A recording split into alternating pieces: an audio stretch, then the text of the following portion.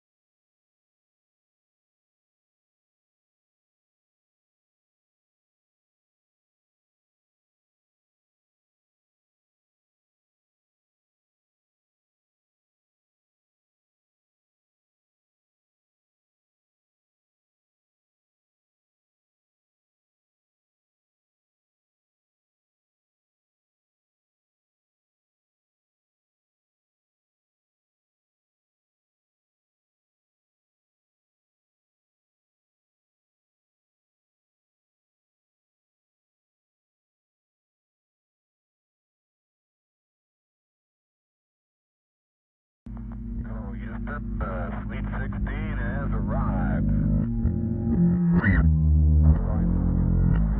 How would it be kind of higher dimensional object which casts an enormous and flickering shadow over the lower dimensions of organization, of which this universe is one? So that, for instance, in the human domain, when we look at history, what we see is an endless series of anticipations. The golden age is coming. The Messiah is immediately around the corner. Great change is soon to be upon us. These are intimations of change. It's almost as though the transcendental object that is the great attractor in many, many dimensions throws out images of itself, which filter down through these lower dimensional matrices and actually are the basis of the appetition of nature for greater expression of form, the appetition of the human soul for greater immersion in beauty, the appetition of human history for greater expression of complexity.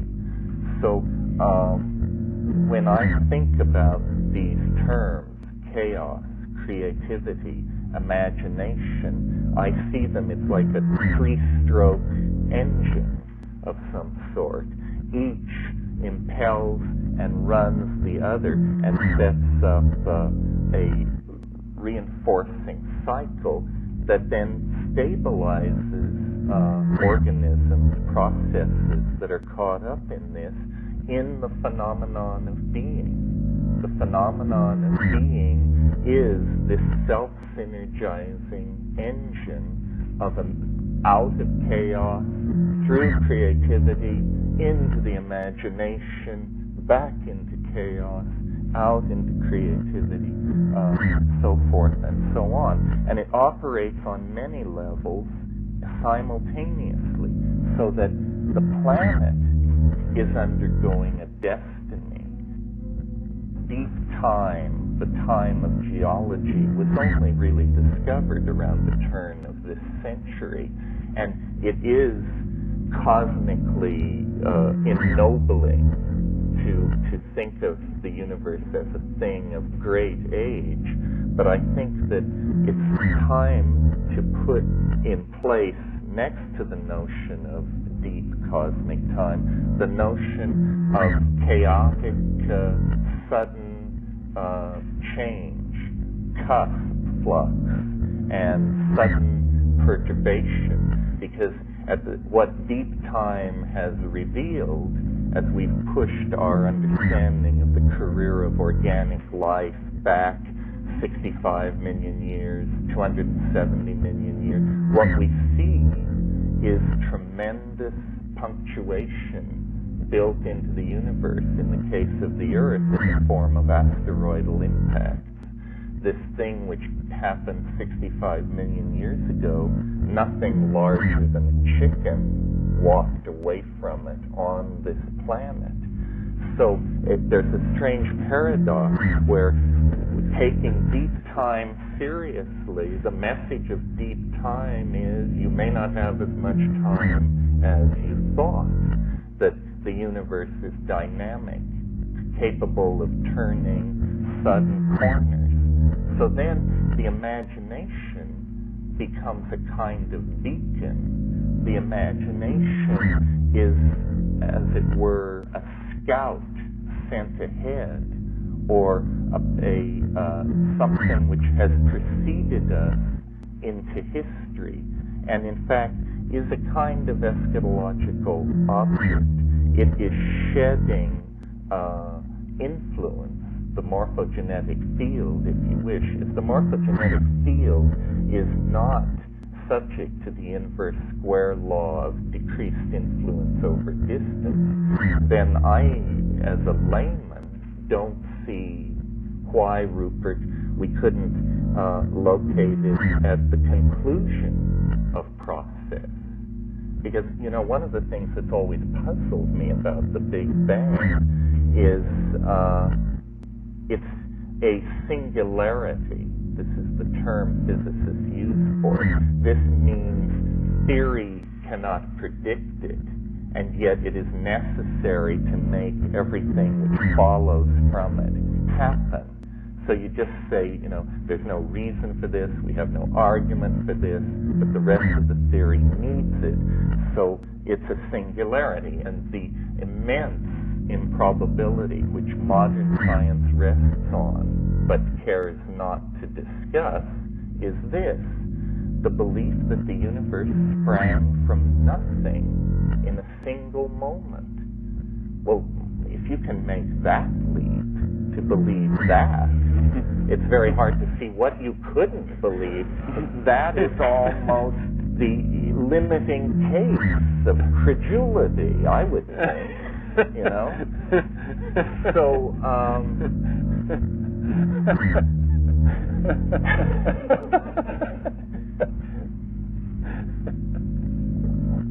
so in order to say of the phenomenon, I would propose a different idea that, and I think it is eminently reasonable, and it is that as the complexity of a system increases, so too does the likelihood of its generating a singularity or an unpredictable perturbation. So the pre-existent state of the universe I imagine to be extremely simple, an unflawed nothingness. In other words, the least likely situation in which you would expect a singularity to emerge. But now let's look at the other end of the historical continuum of the history of the universe.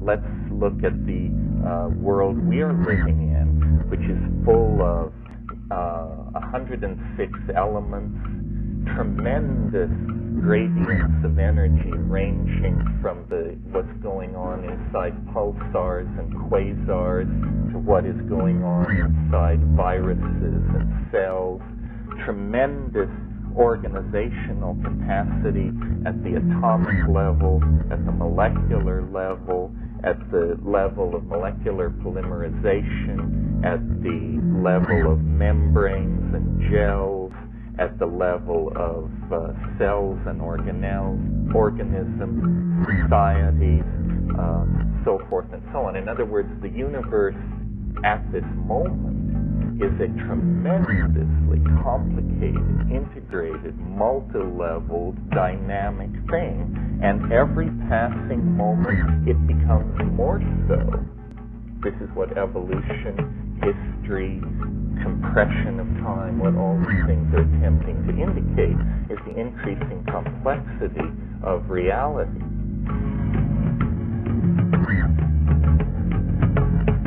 If a singularity is necessary to explain this universe, that singularity must emerge rather near the end of the complexification process, rather than its beginning. You see, we simply have to reverse our preconceptions about the flow of cause and effect, and then we get a great attractor that pulls all organization and structure toward itself over several billion years.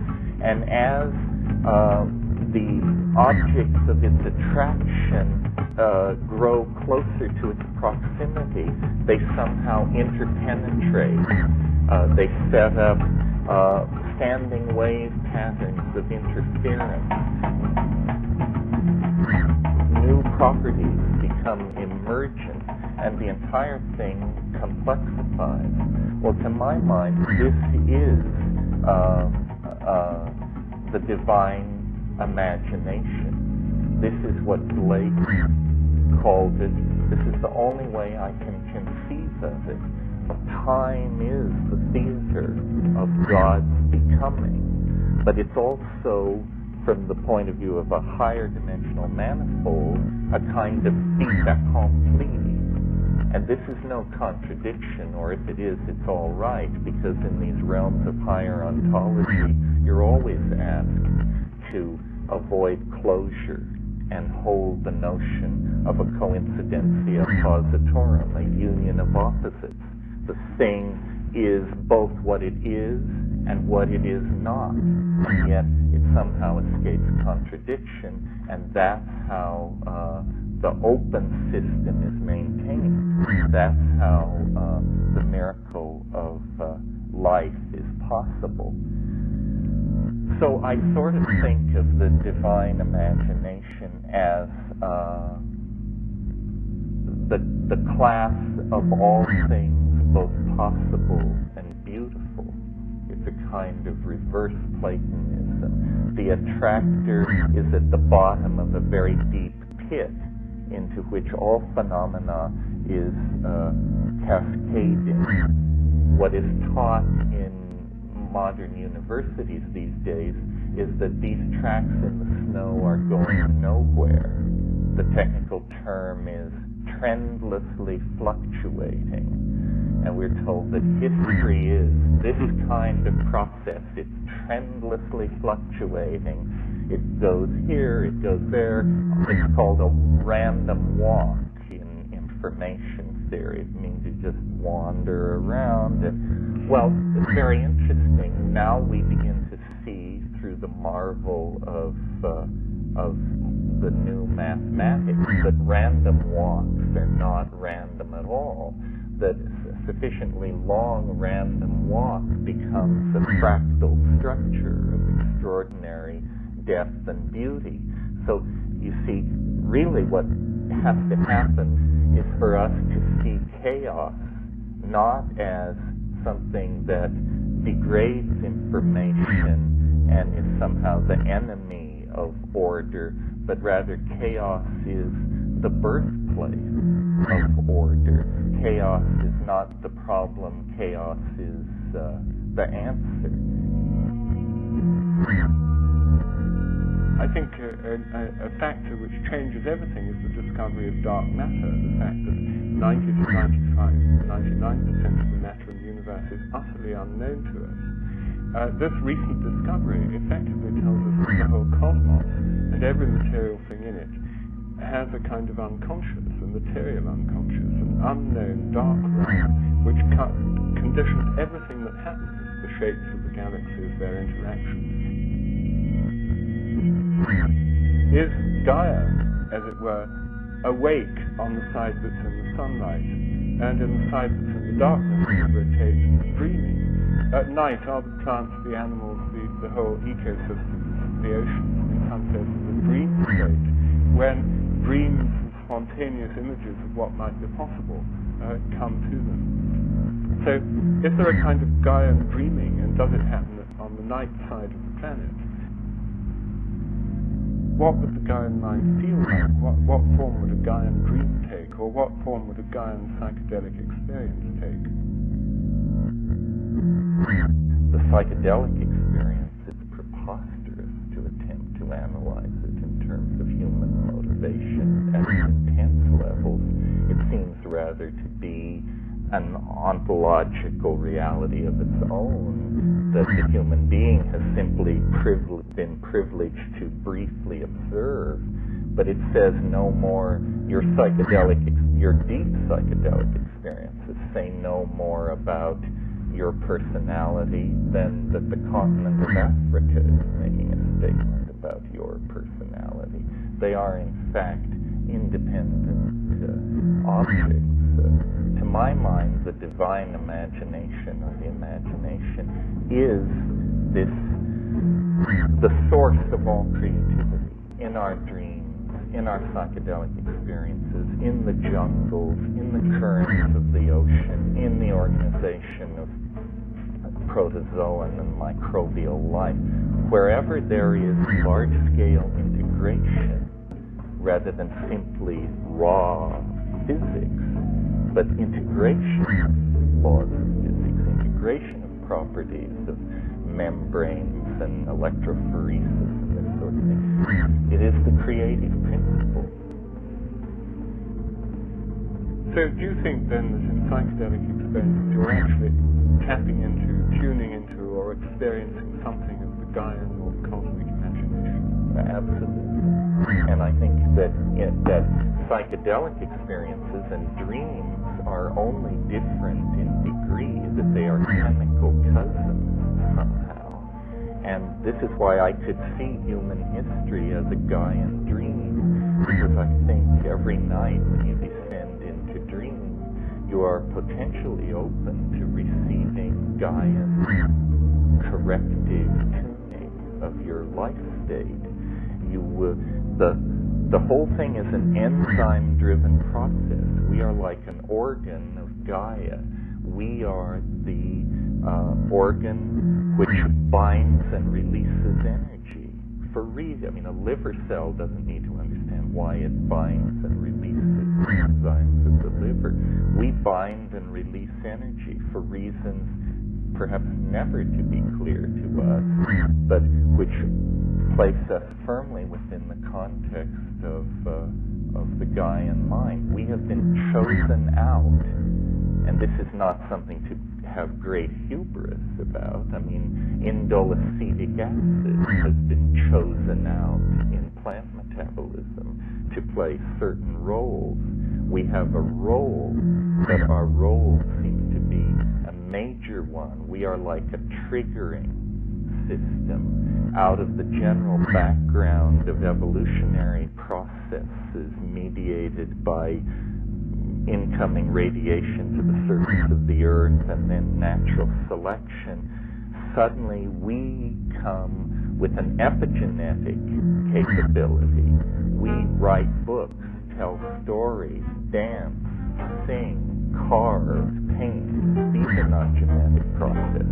These are epigenetic processes. And they bind information and express the Gaian mind very well. As an example of how willing I am to introduce or to entertain this idea concretely, I've been talking to a lot of people about ecological crisis and the fate of the world and this sort of thing. Well, imagine in hindsight the wisdom that we would impute to Gaia if we were to suddenly realize that what is happening on this planet is that nature knows that the sun is going to explode.